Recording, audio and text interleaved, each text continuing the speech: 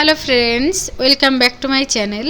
আজকে কিন্তু তোমাদের সাথে উত্তরাখণ্ড থেকে ফিরে এসে দিল্লির যে ব্লগটা আমি শেয়ার করছিলাম, একদম তার লাস্ট পার্ট। আর এটা কিন্তু দিল্লি টু ব্যাঙ্গালোর ট্রেন জার্নির এক্সপিরিয়েন্স যেটা ছিল আমার, সেটাই তোমাদের সাথে শেয়ার করব। আমাদের ট্রেন ছিল রাজধানী, তো এই ট্রেনটার টাইম ছিল 7:50। আমরা যে দিল্লির যে স্টেশনে ওয়েটিং রুম আছে, আমরা এসি ওয়েটিং রুমে ছিলাম, তো সেখান থেকে ডাইরেক্ট এবার ট্রেনে চলে এসেছি। চলো, আমরা আমাদের ট্রেনে উঠে গিয়েছি। আর আমাদের সকালের মতো সিট, এটাও এইখানে নিচে, এটা এই একটা, আর ওই নিচে আয়ুষের একটা, আমার একটা, ওর বাবার একটা, তিনজনেরই নিচে আমরা। আমাদের ট্রেন ছেড়ে দিয়েছে, 19:50 ছিল ট্রেন, তো 7:50 ছিল ট্রেন, একদম ট্রেন কিন্তু ছেড়ে দিয়েছে। তোমার জায়গা, তুমি গিয়ে বসো।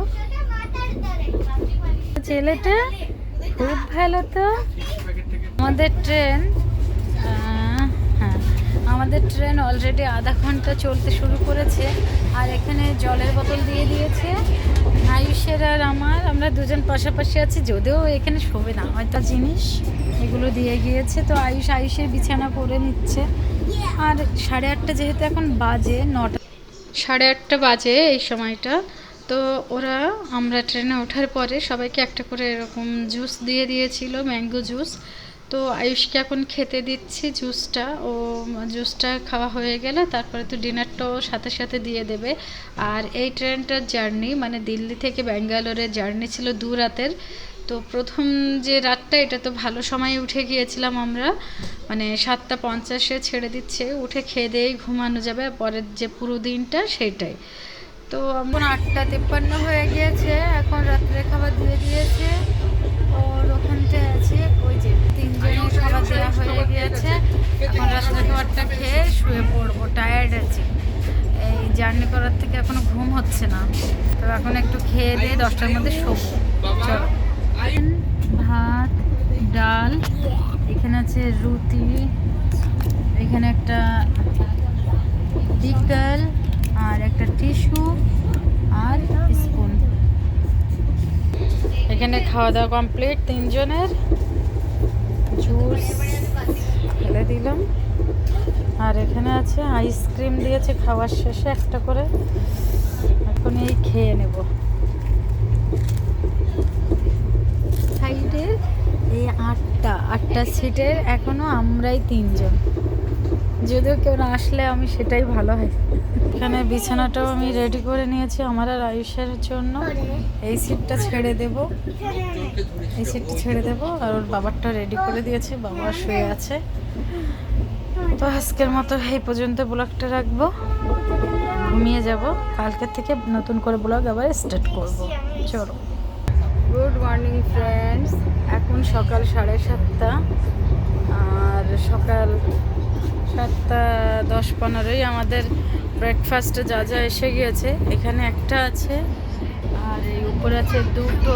আয়ুষকে আমি 2-3 ঘন্টার জন্য একা ছেড়ে দিয়েছিলাম আয়ুষের বেডে, আর আমি এই বেডে এসে ঘুমিয়েছিলাম। এখানে চায়ের জল, আমি চাটা রেডি করব, চা বানিয়ে দিচ্ছি।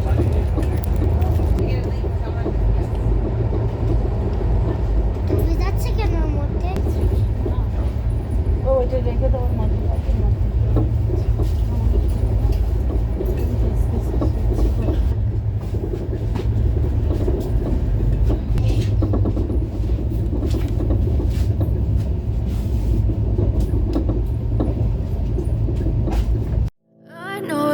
told your friend you're not okay, and tell me what's wrong and why you never said you felt that way.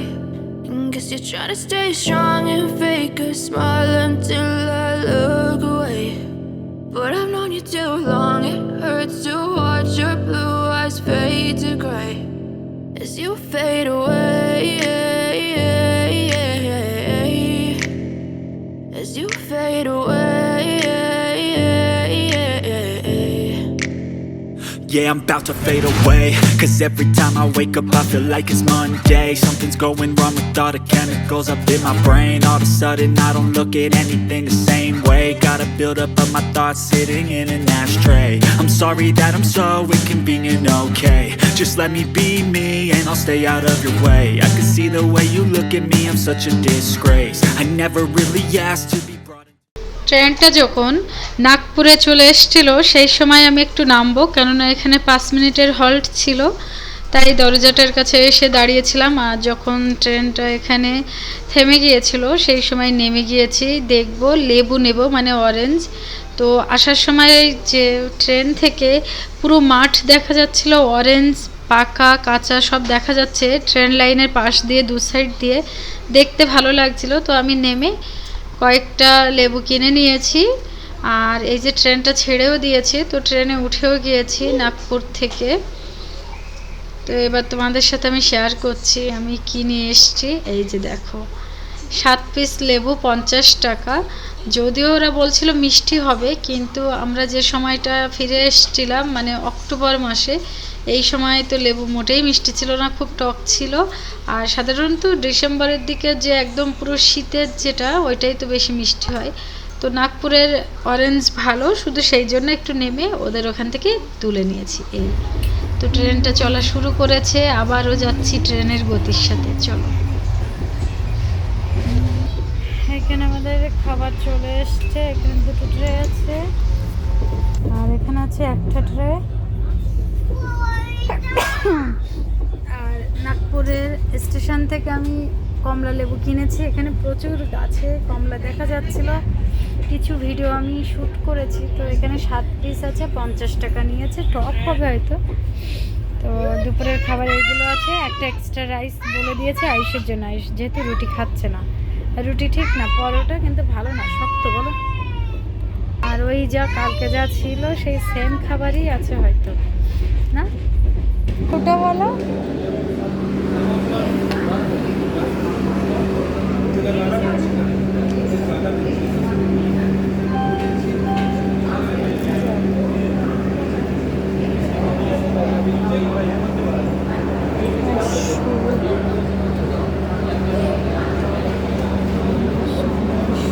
As you fade away, as you fade away,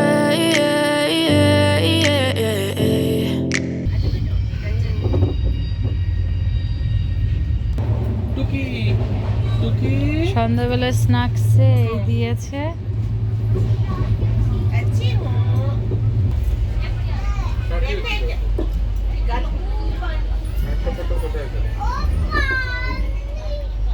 Telangana, তাই তাল গাছ দেখো, তাহলে নিশ্চয়ই তালের সব পাওয়া যায় এদের, বলো।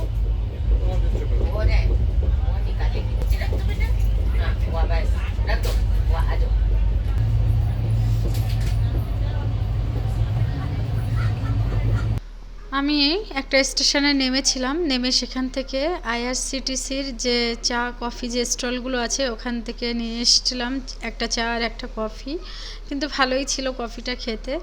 আর তারপর আর কোনো ভিডিও করা হয়নি, জাস্ট আমি রাত হয়ে গিয়েছে শুয়ে পড়েছিলাম, কেননা সকাল সকাল নামিয়ে দেবে সেই জন্য কিন্তু এখানে শুয়ে পড়েছি। তো আমার হাজব্যান্ড এই দিনের ব্লগটা শেষ করেছিল আর কি।